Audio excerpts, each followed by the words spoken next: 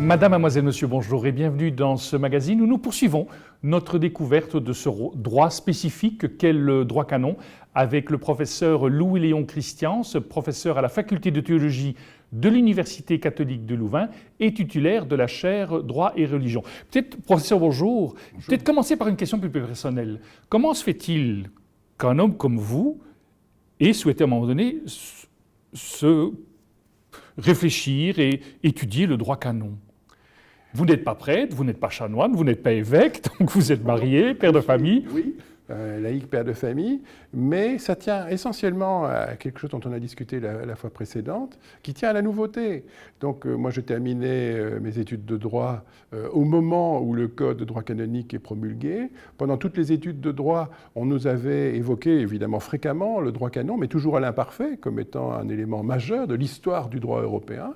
Et puis tout d'un coup, on découvre en 83 que ce n'est pas l'histoire du tout, que ce droit existe toujours, qu'il fait l'objet d'une codification nouvelle. Voilà, et donc ça a suscité un intérêt très, très, très fort, si je puis dire, entre le fait d'être juriste et puis le fait d'être chrétien. Voilà. Et c'est comme ça que les choses commencent. Et puis, un instrument extrêmement fort qui donne une dimension au droit, la réflexion juridique que n'a pas le droit d'État, et donc qui ouvre des horizons très particuliers. Et puis, une fois que cela est fait, ce qui n'est pas fondamentalement original, c'est de se dire, mais comment le droit de l'État et la citoyenneté peuvent s'articuler avec une vie de croyant qui, elle-même, peut être encadrée par un droit spécifique. Et quel droit prime ? Est-ce qu'il y a un droit qui prime sur l'autre ou pas? Vous qui êtes juriste à la fois civil et juriste canonique. Oui, donc c'est une question évidemment qui énerve beaucoup et puis qui a énervé nos différents hommes politiques encore récemment. Donc évidemment c'est une fausse question en quelque sorte. C'est d'abord une fausse question au sens où chaque système normatif affirme sa primauté.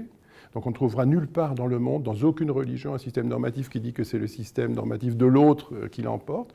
Donc c'est bien le droit belge qui l'emporte en Belgique, c'est bien le droit français qui l'emporte en France, et c'est bien le droit de l'Église qui l'emporte dans l'Église, en quelque sorte. Mais dire ça, c'est dire une sorte de banalité, parce que la vraie question, évidemment, c'est comment se concilient ces différents horizons normatifs.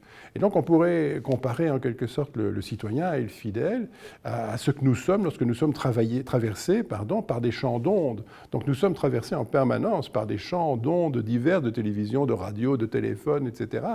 Eh bien nous sommes aussi traversés par des impératifs normatifs moraux, éthiques, juridiques, professionnels, etc. Donc nous baignons dans une sorte de bain d'ondes normatives. Et il appartient à la conscience du citoyen et à la conscience du fidèle, eh bien, de créer le maximum de conciliation. Voilà. Et donc ça, c'est une œuvre morale, c'est une œuvre éthique qui suppose que l'enjeu de la question que vous vous posiez soit de savoir si nous sommes des robots, robotisés par le droit de l'État ou robotisés par un droit religieux, ou si nous sommes autre chose que des robots manipulables à distance, si nous sommes des consciences. Et cette conscience alors, cette conscience critique, cette conscience éclairée, va gérer cette articulation entre les différents horizons normatifs. Ça, c'est la deuxième réponse, c'est la réponse en quelque sorte éthique morale. Il y a une troisième réponse qui est de nouveau une réponse juridique, qui est de dire que cette question n'a pas de sens au sens où, progressivement, en tout cas depuis la Seconde Guerre mondiale en droit positif étatique international, nous disposons de constitutions mises en œuvre par des cours constitutionnels, nous disposons de conventions internationales portant sur les droits fondamentaux, garantissant ces droits fondamentaux, et notamment la liberté de religion. Et donc, dire est-ce que c'est le droit civil qui prime?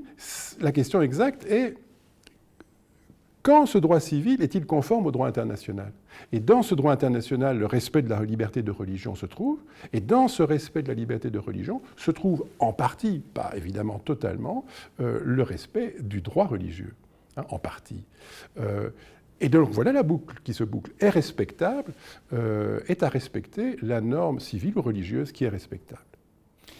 Ça, c'est le droit canon par rapport au droit étatique, mais vous avez le droit canon et vous avez aussi un ensemble d'ordres religieux qui ont leur propre leur Bien propre sûr, constitution bien sûr, et loi. Alors bien là, sûr. comment on Oui, articule tout alors à cela? fait, tout à fait. La codification dont on a beaucoup parlé, c'est celle du droit universel. C'est celle d'un droit lié à une Église qui est en quelque sorte transculturel. Donc ces canons, ces 1700 et des canons aujourd'hui, eh bien, ils vont s'appliquer aussi bien en Océanie qu'en Asie qu'en Europe. Et donc c'est un droit qui doit en quelque sorte s'ouvrir à une certaine diversité des réalités vécues, des traditions, etc. Mais il n'y a pas que ça, puisque ce droit universel, et ça c'est l'ecclésiologie fondamentale de l'Église, qui va reconnaître et appuyer la figure de l'évêque et donc du diocèse, la figure de successeur des apôtres. Et dès lors, il y a autant de droits canoniques que d'églises diocésaines, que d'églises particulières. Chaque évêque est lui-même législateur, pour une part sans contredire évidemment l'autorité de Pierre.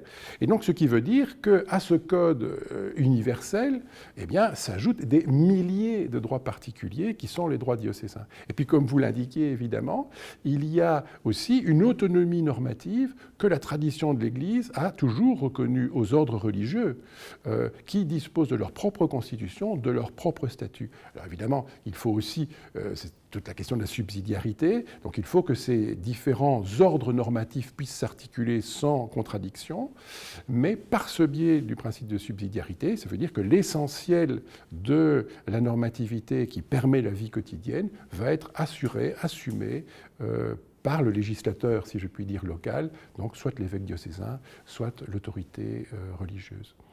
Quand je vous entends, on sait que ces ordres religieux, comme les bénédictins, qui ont des siècles d'histoire, ou d'autres ordres apostoliques également, est-ce que vous avez le sentiment que certaines de ces élaborations normatives ont pu aboutir à l'élaboration de normes civiles? Est-ce que finalement les ordres religieux, par leur constitution, etc., ont pu influencer à un moment donné la rédaction de constitution d'États plus démocratiques? Oui, bien sûr. Donc ça, les historiens du droit vont le confirmer assez fort. Notamment pour la question que vous évoquez. Donc, l'élaboration et la discussion et la précision progressive dans des mécanismes démocratiques, eh bien, se jouent dans la vie religieuse, dans la question des chapitres, de l'autorité, des constitutions, de la façon dont on peut les modifier. Et donc, là, il y a beaucoup de traces de ce que les grands principes de participation sont prévus. Hein. Quod omnes tangit, donc ce que touche chacun doit faire l'objet d'une discussion avec chacun.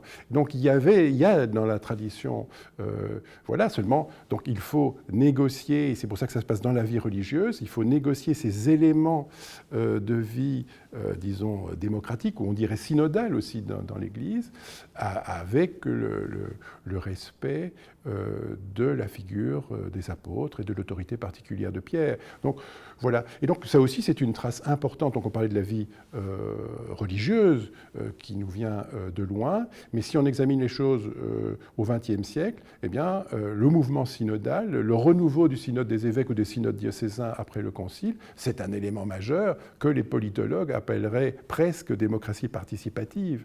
Voilà. Donc faire souffler l'esprit sur le peuple de Dieu et puis que l'évêque ou le pape récolte en quelque sorte ce qu'il entend pour ensuite assurer sa propre autorité, ça c'est un élément majeur porté par la tradition contemporaine de l'Église et c'est un élément majeur qu'on voit essayer d'émerger dans la société civile également. Donc c'est intéressant de prendre conscience que finalement l'élaboration de normes d'Église ont quand même encore aujourd'hui une influence, si je vous entends bien, oui. sur Tout à fait. Sur la société civile. Et tout à fait. Alors quand c'est de la grande histoire, alors les historiens peuvent faire des retraçages assez précis. Quand c'est l'histoire plus contemporaine, ce qui est surprenant aussi bien pour la codification qu'on évoquait précédemment que pour la médiation qu'on évoquait aussi, que pour la synodalité qu'on évoque maintenant, c'est qu'on a parfois l'impression que c'est grâce aux évolutions de la société civile que l'Église retrouve ses propres traditions à elle. On a l'impression qu'il faut lui redire que c'est elle qui avait ces traditions historiques dans ses cartons, en quelque sorte, et que voilà, la médiation, c'est une bonne chose, la codification, c'était une bonne chose, d'une certaine façon, et qu'aujourd'hui, la synodalité, la participation des laïcs est aussi une bonne chose. Nous poursuivrons notre conversation dans une autre émission. Nous arrivons au terme de celle-ci. Merci de nous avoir accompagnés jusqu'ici et je vous dis au nom de toute l'équipe qui l'a préparée, à très bientôt.